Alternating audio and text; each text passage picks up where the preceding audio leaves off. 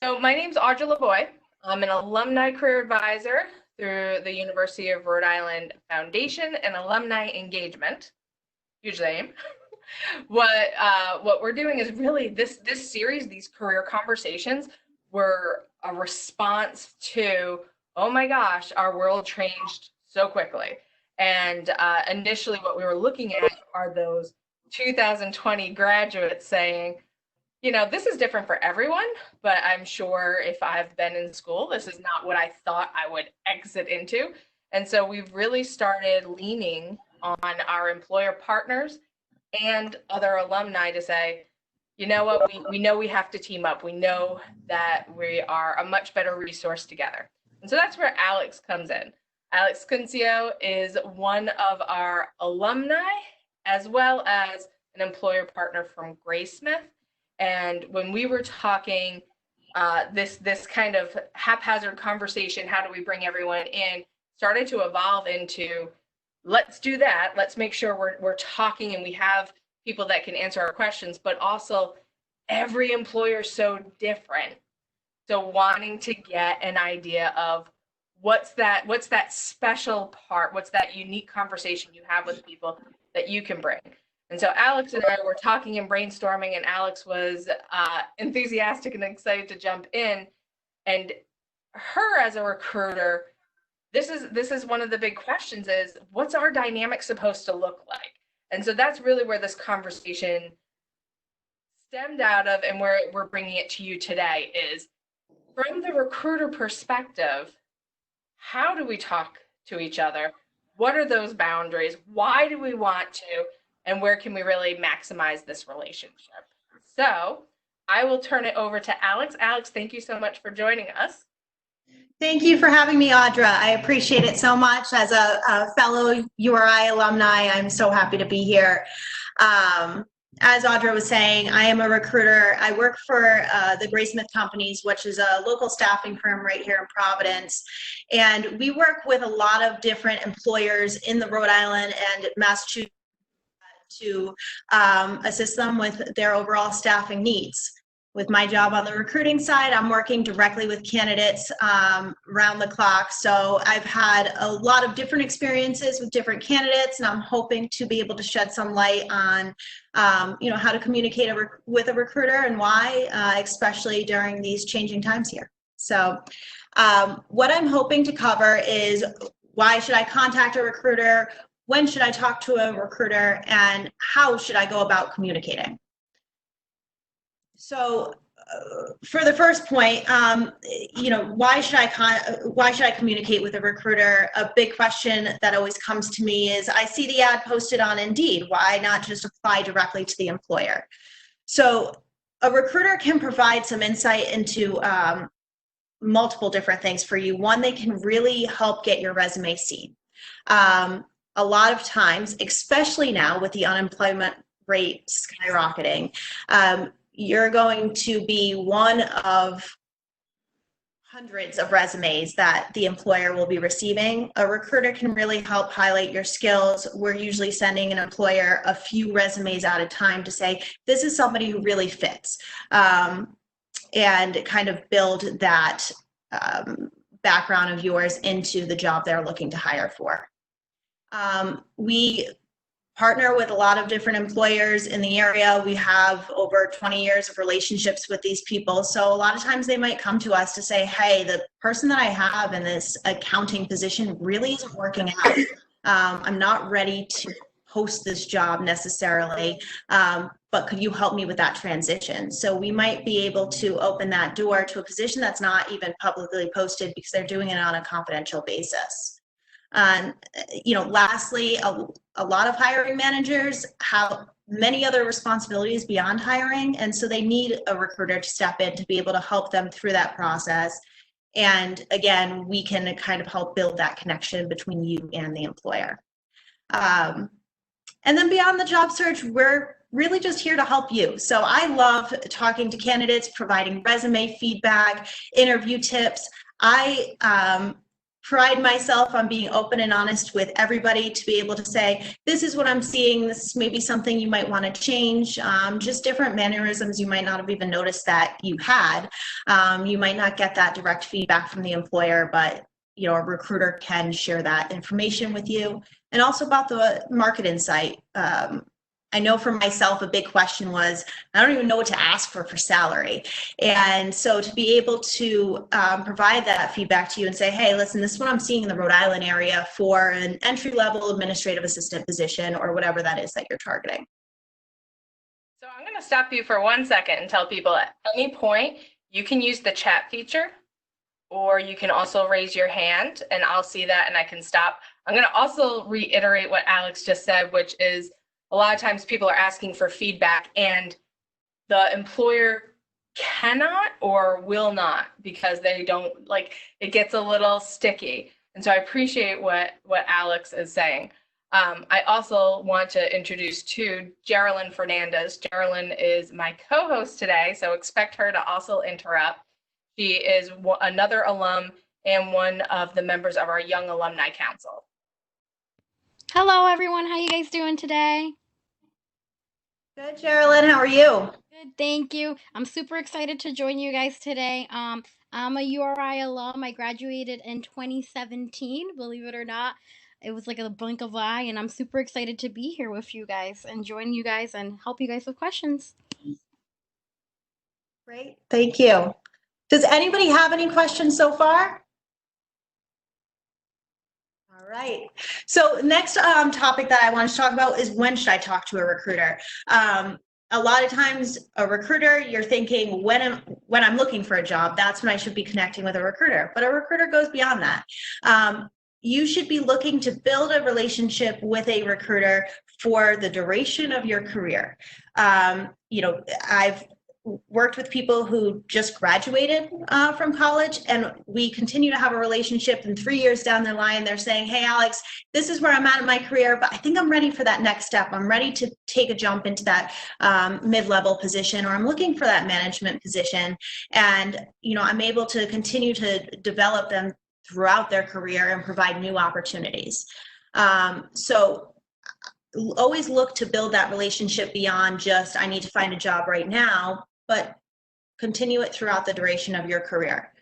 Of course, when you're entering or returning back into the workforce, it's always great to reach out to any former recruiters that you've spoken with to say, hey, I'm back out, I'm actively looking, this is what's changed since the last time we spoke.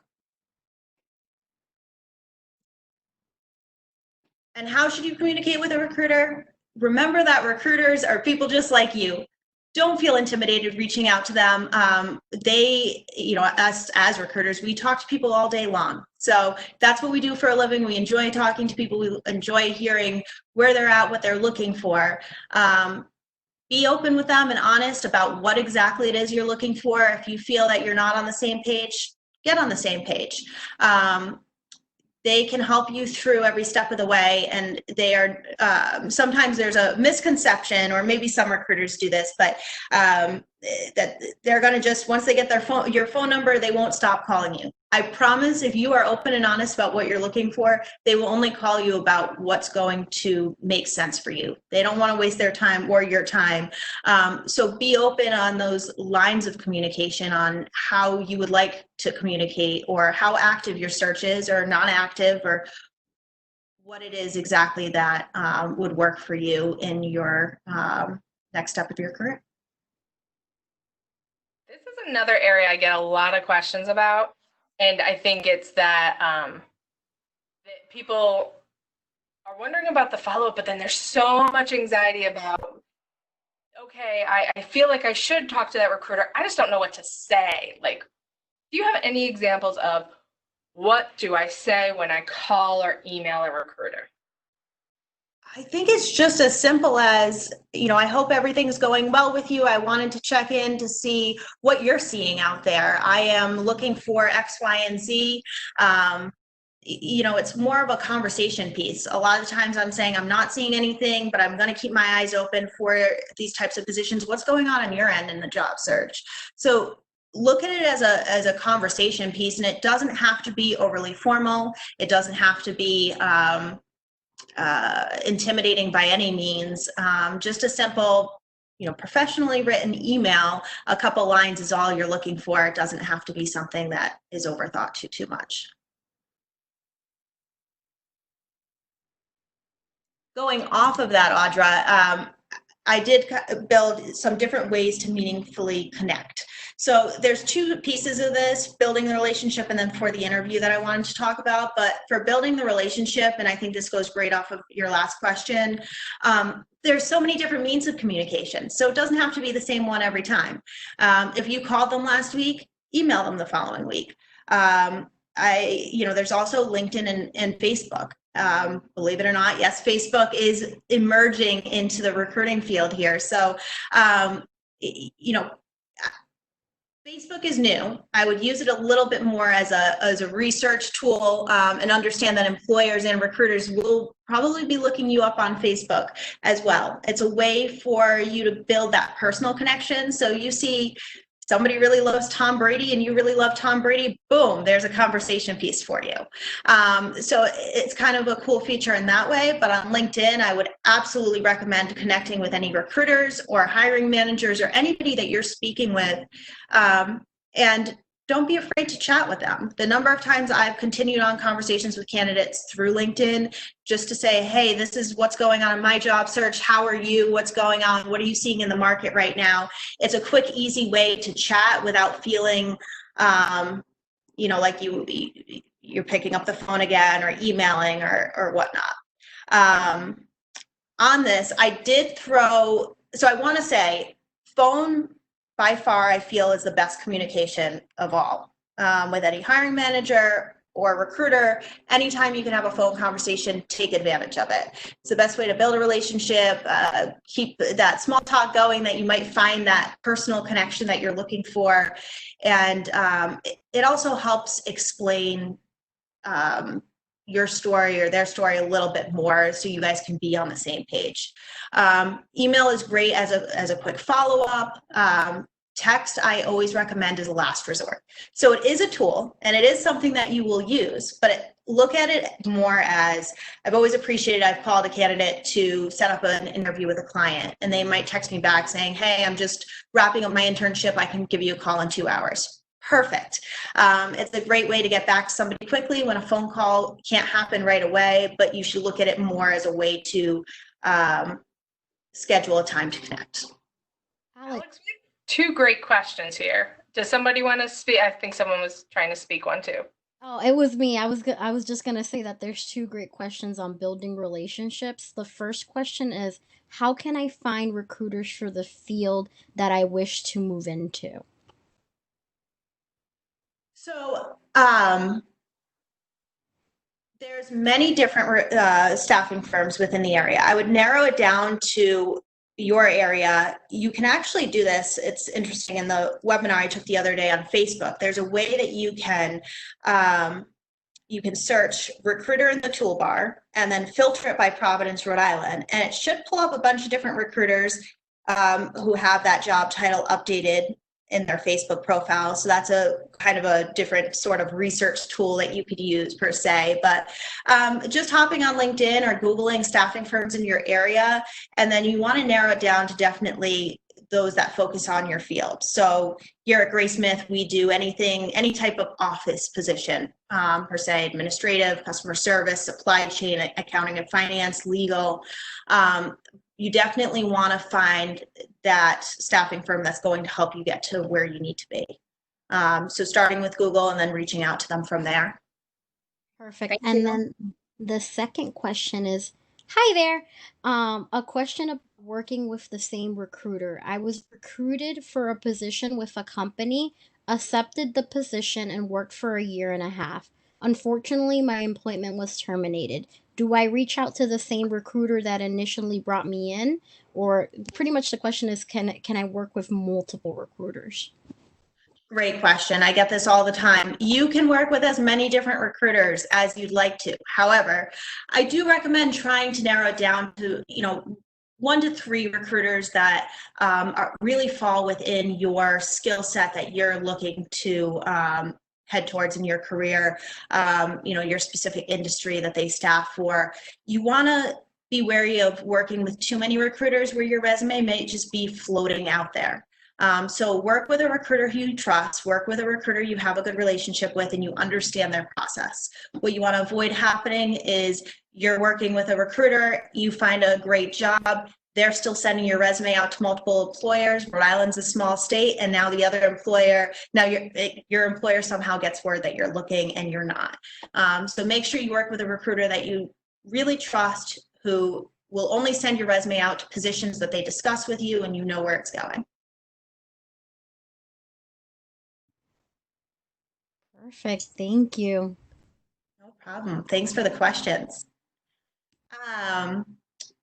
So moving over to for the interview, it's been really interesting during these times because I'm sure as all of you have noticed, the interview process has been a little bit different where we're not really doing in-person interviews. Some people still are, but for the most part, a lot of companies are now working remotely and they're trying to navigate this whole social distancing process. So the best, you always want to focus on trying to get that face-to-face interview. That's the best way to build that connection. Anytime you can have eye contact, you can view body language, you can really build a true connection with somebody. It's best when you can see them. So while in-person isn't feasible right now, video is a good second option. So if you are ever given an option from an employer, phone or video interview, go for that video interview. That is my best piece of advice to really help yourself stand out. When I'm speaking with 3 to 5 candidates a day, and I might have 2 video and 3 phone, the ones that I had the video interview always are going to stick out in my mind. I see their face, I know their personality, I feel a little bit more connected with them than just somebody that I've spoken with over the phone. I do have a nice video interview tip. So if you do have any video interviews on your horizon, jump onto LinkedIn. There's a great blog there, just some tips and tricks to help you out. Has anybody had any video interviews recently? Not yet. I have, you guys. Katie's tried it out. How was it? It was good. I followed the tips, but it definitely takes some time to kind of just like set everything up, and it's not like you just walk in and interview in person. Like it takes a lot of planning, figuring out your background and your Wi-Fi connection and all of that. But I've had, like it's awkward at first, and then 5 minutes you're like, you can make it feel like it's in person. I have had one also as well, and it was pretty amazing, like dressing up for an interview and being able to just stay home is just a total different experience. It's pretty different. Some things that really helped me when I was doing my video interview for tips is like having a really good notebook with preset questions available. I think that was really impressive to the employer. So I would recommend that for you guys as well. Absolutely. And the great, benefit to doing the video interview is you can have your notepad right there and glance down real quick, but still the employer gets the sense that you are being totally unscripted and just asking that question. So you come across prepared and, ready to go. So it's great. So working with a recruiter should be one piece of your puzzle in the job search. You should be actively looking on your own through online job sites, so things like Indeed, Monster, Career Builder, working with your college career centers, especially I know URI has Handshake where a lot of ads will be posted there, so that's another great resource. With your personal and online network, we're talking about LinkedIn, as I mentioned, also possibly Facebook, and then community organizations and training programs kind of go hand in hand. So a unique thing about LinkedIn is to look at building up your groups that you're involved in. So if you are a supply chain professional, go join that supply chain group, go join whatever other supply chain related or industry related groups that there are for you. And then also look for the ones, local groups. So, Rhode Island Networking, or there's one for young professionals in Rhode Island. A lot of times employers or recruiters will post jobs that they're looking for into these groups. So it's another way to kind of build that relationship and also discuss different events that they might have. So while there's not really events going on right now, in the past they've done fun different events at local bars or restaurants where everyone can kind of get together and mingle with other young professionals in the field, and then also employers or hiring managers or recruiters. I have heard they're looking to do more kind of virtual events, which should be interesting to hear more about. So definitely I would look to leverage your online network for your job search as well. Any questions with that? I see one question here on the queue from Audra. Can we talk more about this? What can I be doing now for networking from home? Definitely. And I think leveraging that online network is huge right now. So definitely join those groups. Look for any sort of connections that you can build. Don't be afraid to connect with people who are in your field or companies that you might have an interest in. And there's an HR professional there, connect with them. Make yourself a little bit known in a professional way, kind of, find out a little bit more about their company and trying to just build your presence. I think that's the most important. I do agree. Like, for example, like with URI, especially those who are about to be recent alums, we do have the Young Alumni Council, which I'm a part of, and you guys can connect that way. And we have people from like almost every single field. So just leverage like your college, your universities, like your groups that you're nearby, family or friends. I have gotten jobs before. One, yes, through LinkedIn, through a recruiter, but others just by a family friend. So just leverage all of your connections that you have and be open and honest with what you want to do. Absolutely. Alex, I still want to build on this one, and I'm sorry, I want to focus on it because I think there's two parts. One is I'm home, so how can I best utilize this time? Another one is a little bit of that fear base.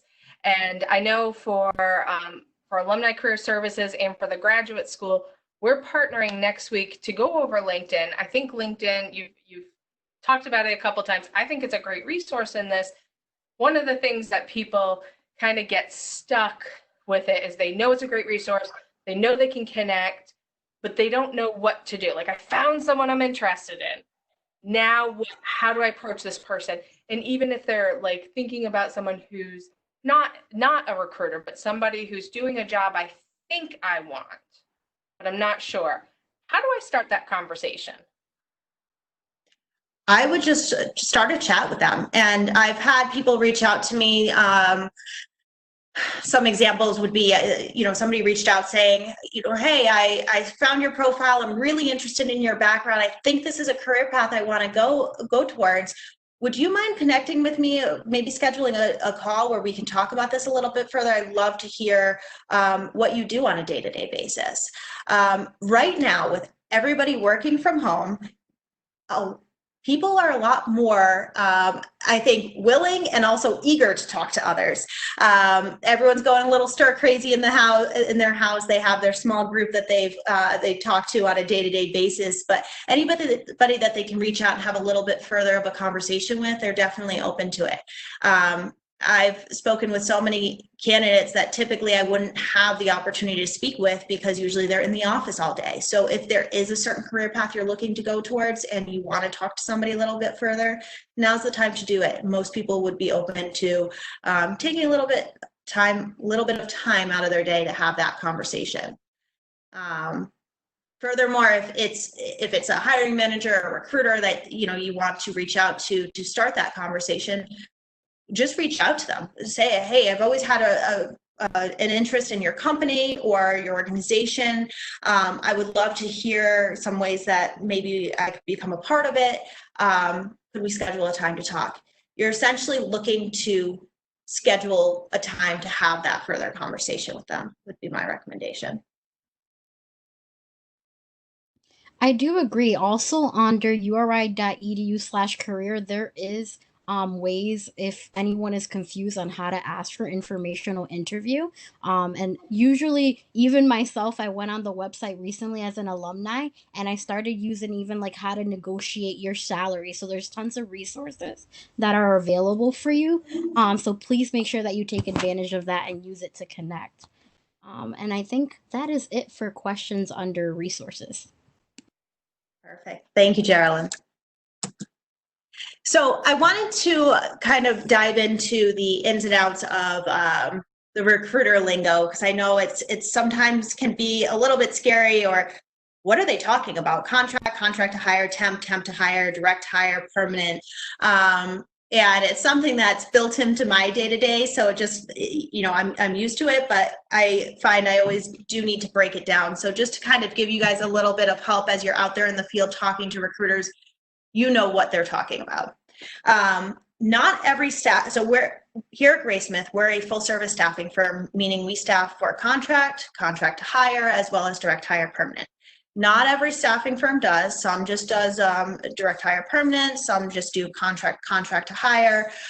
So, I know one of the questions we talked about before is making sure you're finding the right recruiter. If that's something that's important to you, make sure you're going in the right direction with that. And I would encourage you to have a recruiter that works in a little bit of each, because each of them are important to you, or are important to your ultimate career overall.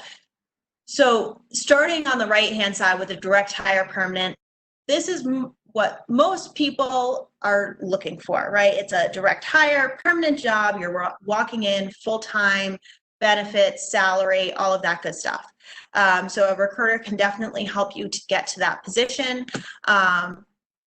This is kind of your long-term goal. Contract and contract to hire, also known as temp or temp to hire, it can be a little bit different. The biggest difference between them and the direct hire permanent is it comes down to benefits. So contract to hire, you will not have benefits to start. You won't have health insurance, dental, vision, 401k, PTO, all of those things. However, what it can provide you is an opportunity to get to that permanent position.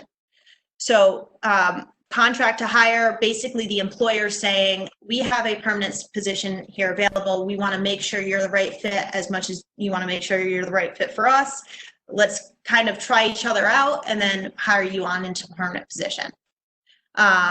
This is a great way. I've had a lot of candidates who are new grads have success with securing that dream job or entry-level position that they're looking for to get their career started, because it opens the door. So when you're looking at a job ad, you'll see the requirements and it might say 3+ years of experience, and you look at one after the next, and you're saying, how am I ever going to get my 3+ years of experience if nobody will ever give me a shot? I'm a great employee, I'm reliable, I'm personable, I have excellent Excel skills, whatever it is. So a recruiter can help you get that job by saying, you need to look at so-and-so because these are all the soft skills that they do have that makes them an excellent fit for your organization. You just need to give them a shot. And a lot of employers are willing to train somebody and get them to where they need to be and then hire them on permanently, which is great. And then contract can be a little bit different. So one of our clients is Hasbro, and they actually, most of their positions that come to us are contract. They'll be contract for up to a year. I've had a lot of candidates have success with starting off in these positions to get their foot in the door and kind of build their resume. So they come out of school, don't have a lot of working experience. They start working at Hasbro, and within a few months or a year, whatever that looks like, they're able to quickly secure their next position because they worked for a great organization, a well-known company, and gain that experience under their belt. So when you hear contract and contract to hire, what I do want you to understand is you're not locked into anything. And I always encourage everybody to continue on your job search while you're in these positions. If you're in a contract to hire position, you know you're happy, you know things are going well, and you're going to get that permanent position, great, stay there. If you're in a contract position, keep sending your resume out, keeping those options open, using it to leverage that next step in your career. Anybody have any questions with the recruiting lingo? I know it can be confusing sometimes.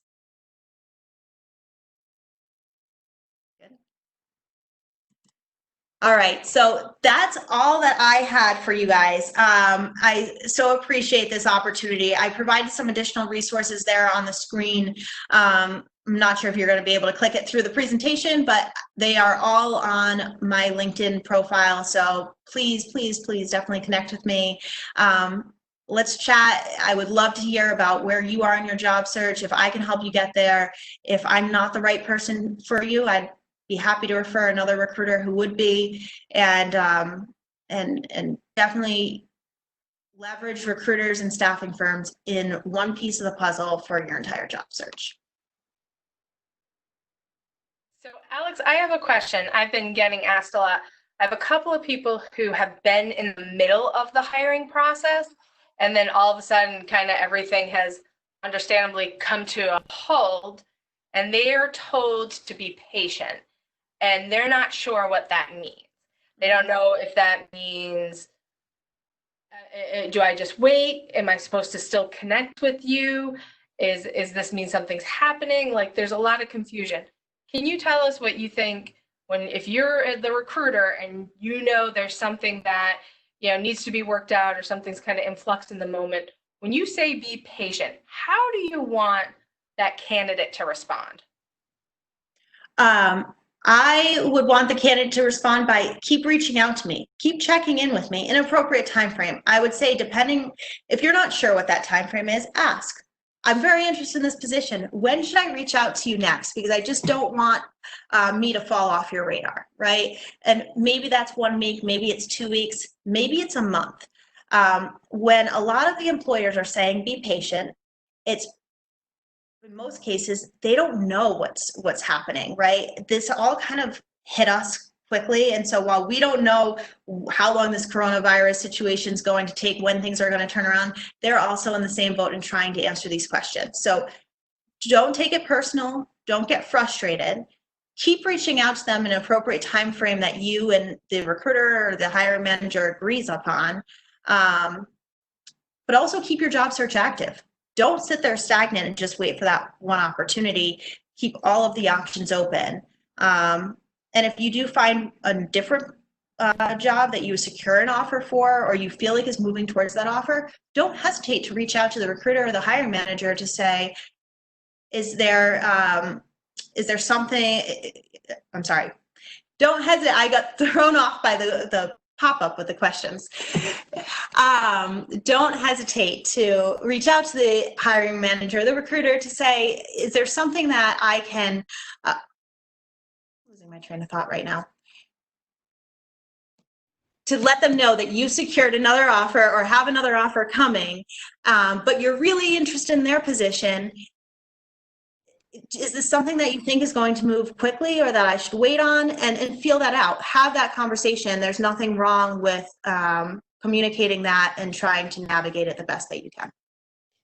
I'm sorry, what was your question? She put, what skills can I be building now? Are employers asking for anything new? I would say just keeping your Microsoft Office skills current. Microsoft Excel tends to be one of the biggest that employers are asking about. And as new grads, you tend to have the advantage over most of the population. So keep those skills active, keep doing different tests, and don't lose those skills. I know it's something that's really, if you're not using it, it's easy to lose. And then depending on whatever field that you are in, if you are looking to get into HR, maybe you're having a tough time with your job search, maybe looking into getting your SHRM certification, or whatever those different specialties are, depending on your niche field, it might be a good time to start pursuing that. Even if you don't completely finish it, it's something you can come back to later on. We had a great conversation today on the career side at URI, and we're talking about how things are shifting. Like, I think Twitter just came out with, we are virtual, we are going virtual, we're going to just be totally virtual. And someone who works with our nonprofit agencies came out and said, a lot of the nonprofits are saying we can also go virtual because it's the difference of rent wherever costs so much. If we keep paying rent, then we're going to have to lay someone off. And going, oh, these are some really interesting changes. And so the conversation revolved around whether, regardless of what happens in this moment, there's some big trends that are happening. We've all learned we can work remotely. We all have to have that emergency plan, but it might become a business plan altogether.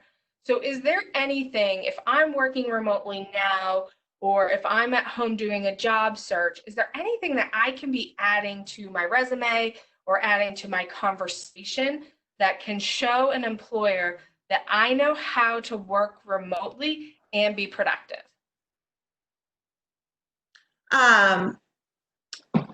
I think that's something that would be great for a recruiter to leverage for you.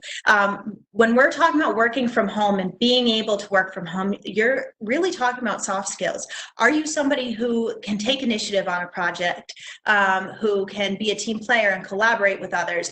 I mean, those are two of the biggest pieces of the puzzle right there, because it's very easy to isolate yourself or get distracted by other things, around your house or whatnot. So in order to be a successful person working from home, you need to have those soft skills. I think the best way to leverage that is going to be with a recruiter being able to sell that to an employer, or when you're interviewing or have the opportunity to speak with an employer, make sure you're pulling out those soft skills when you're answering their different questions that they have with behavioral situations or whatever else it might be. Alex, another question that just came to mind. How often should we follow up with a recruiter? I think it's different for everybody. So it's going to depend on, it's really going to depend on the recruiter and the candidate and what makes sense.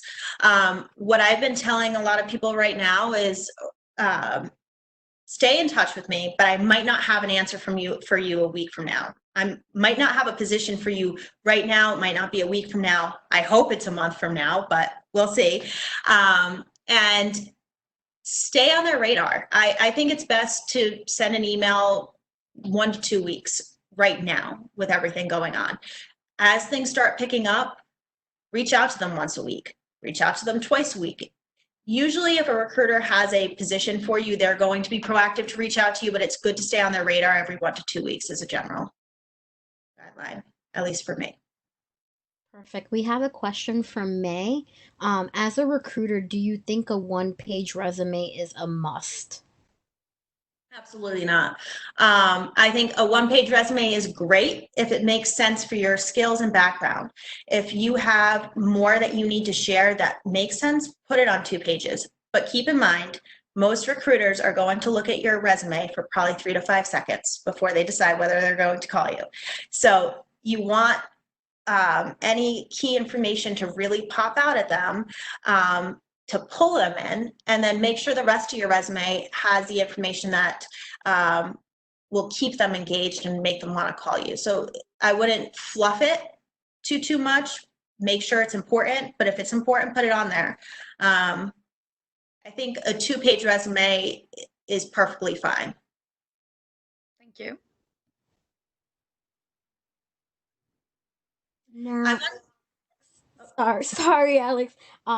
Another random question. How many requirements should I make in a job description? So I know that with jobs, you have to tailor your resume to go based on the job descriptions. But how often should you take the step to leap on to apply for a job? Like you mentioned earlier in the presentation, sometimes it's intimidating when they want 10-year experience and you only have like 2 or 3. Don't worry too much about the requirements. Throw your resume in. The worst that's going to happen is they're not going to call you. I would always take the chance to put your resume in front of an employer for a position that you're truly interested in. Something to keep in mind with the job descriptions. Sometimes these job descriptions may have been written 10 years ago, 5 years ago. They could have been written yesterday. And depending on what's going on with the economy, what the unemployment rate is going to factor into how many years of experience or how strict their requirements are going to be. So when the unemployment rate's really low, and they can really, they're having a tough time, the requirements may be a little bit more flexible. But if the unemployment rate is really high like it is now, they're probably going to make stricter requirements to try to find that better or more experienced employee, I should say. Do you think right now with the current situation, how much more importance is having a cover letter attached to your resume for employers? Gosh, I don't know. I think it depends on the employer. I think it's great to be able to explain your story. So I love when people have cover letters and they have a huge gap of employment, and I'm thinking, wow, this person has a great resume. I love their skill set, but they were unemployed for 3 years. What happened there? And sometimes they might dive into that in their cover letter, which is nice. So I can read right into that and say, okay, perfect. I'm molding the story now. Let me give this person a call.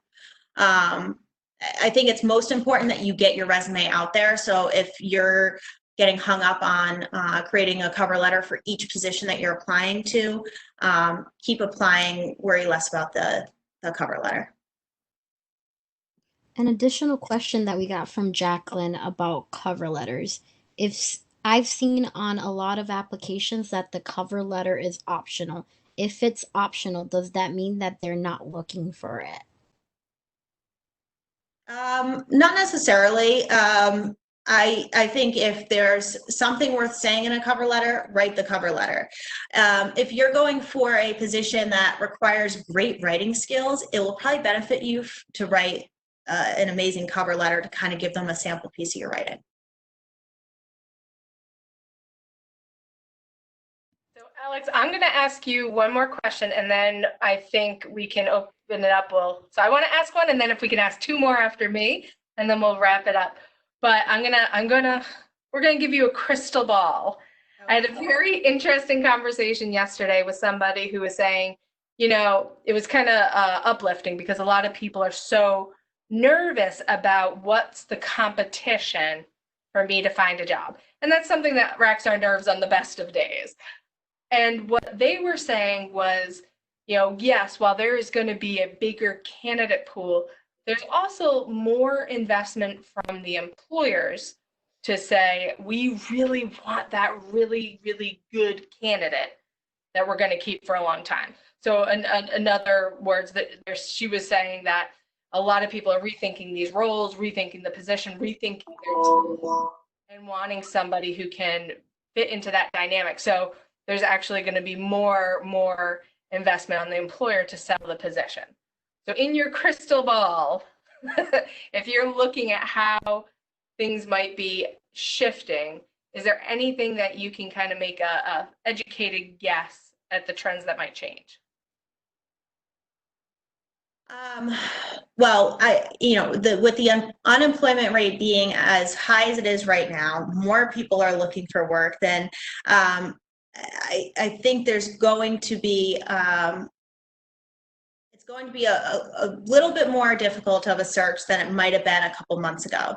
So I think things that might change are employers may say, I'm looking for this specific experience, or like you're saying, this, I want the perfect person that's going to fit into my team dynamic. And I think as a new graduate, something that you can leverage there is really being able to sell yourself. So how important it is when you get to that interview to really be able to sell, whatever the soft skills are that really, drive your productivity. Does that answer your question?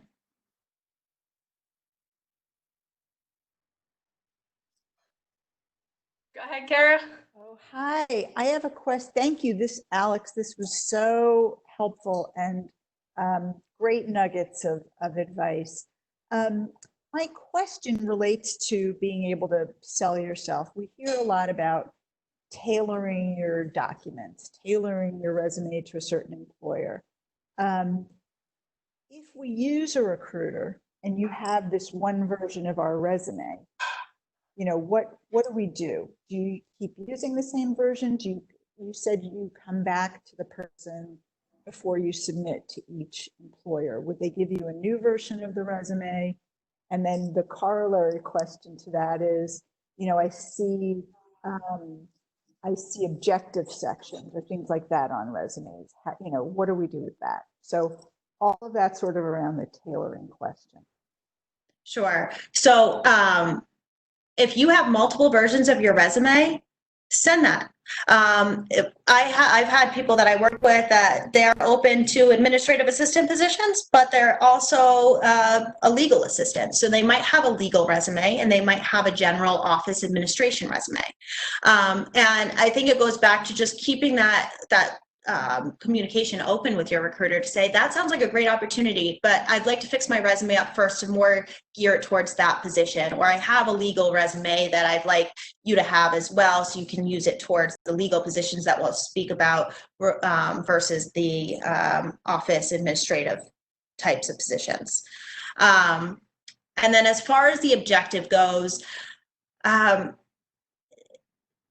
you have a great objective, keep it.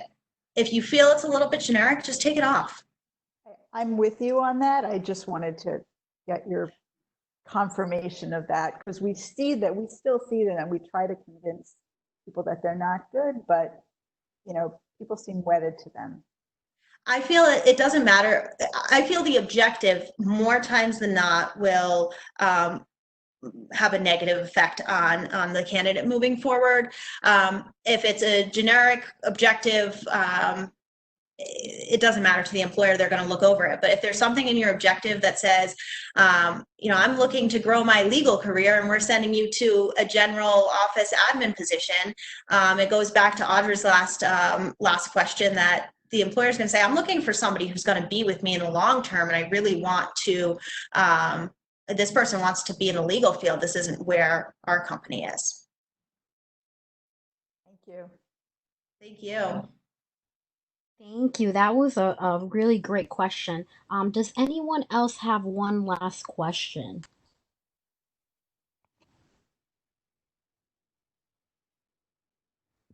Geralyn, before we wrap up, one thing that I did want to add in that I meant to say earlier was,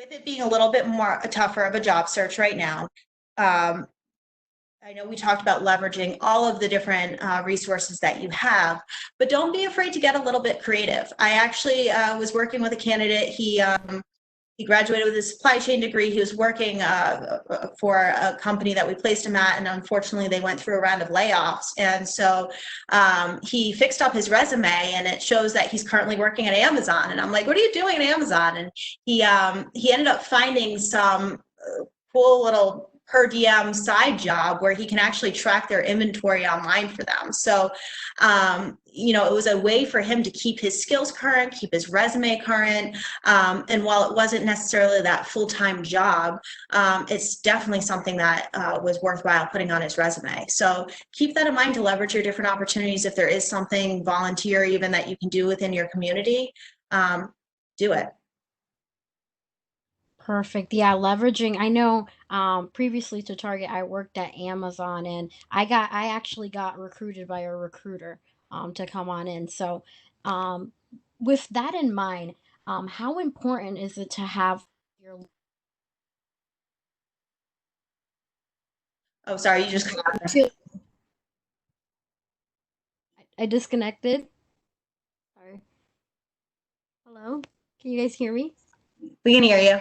Okay. How important is it to have everything like up to date and like presentation wise? Do you recommend recent alums to have like the skills and endorsements filled in on LinkedIn? Like what can we do to come up more on those searches? You know, how when sometimes they go randomly and go in and search. What do you recommend for recent alumni? Great question. Definitely keep it as up to date as possible. Put all of your experience on there. If you're comfortable with it, throw your contact information on there. There is a section you can, I don't know if you want your phone number out there, but email would be great. And then that way somebody can reach out to you directly. I have LinkedIn Recruiter, so I'm able to reach out to people through LinkedIn, but some recruiters might not have that access to the recruiter mechanism. They might not be able to really get in front of you if you're not that first or second connection. So, there's a section you can also upload your resume. So that might be another helpful thing to do. And definitely the skills and endorsements, I would recommend putting that. And then I know this was supposed to be the last question, but I promise this is the last. Is there really a benefit of having LinkedIn Premium? Thank you, Jacqueline, for that question. I don't know, and that's my honest answer. I don't know on the candidate side. On the recruiter side, there's definitely a benefit for messaging wise. Perhaps if you feel that you're going to be messaging a lot of different hiring managers, there's a benefit there. It does open up a lot of different features. So I guess if you're having a difficult time finding the right people, like if you had a really specific career path that you wanted to go on and there's only a few people in your field that you have to get specific on, perhaps there could be a benefit there. But I think if your search is pretty diverse, then I don't know that it's necessary. It can be pretty pricey. Perfect. This is actually a question we get asked a lot when Kara and I do the LinkedIn sessions, because it's a big one. You see it everywhere. It keeps popping up when you use LinkedIn. You go, am I missing something big? And what the feedback Kara and I have given about this is, if you are wondering, try it out, but go into trying it out with a plan. So you can have that 1 month free. If I was gearing up and getting ready to use that 1 month free, I would look at all of the individuals that I want to reach directly to. I would also look to see what courses would I want to take. And I think those are two of the major selling points of LinkedIn Premium. So I would go into that month having that prepared, and then I would explore all the other resources, because there are some good ones, but it's also expensive. So it's kind of weighing those two parts out. And put an alert on your phone so you get a calendar update when it's about to expire. You don't get hit with the fee if you don't want it. I think I've gotten caught on that in a few places. That's a good rule. Yeah, Alex, we truly enjoyed this seminar today. This was amazing. Even myself as alumni, I learned so much today. So I thank you and I appreciate you for all the information you have given us today. I know that myself and the rest of us truly appreciate this. Is going to be such a great resource for everyone, hopefully in the future, that can see. Great. Well, it was very nice speaking with all of you, and I appreciate you taking the time, and I hope to speak to all of you in the future soon. Really helpful. Thank you so much. Thank you. Thank you everyone for joining too.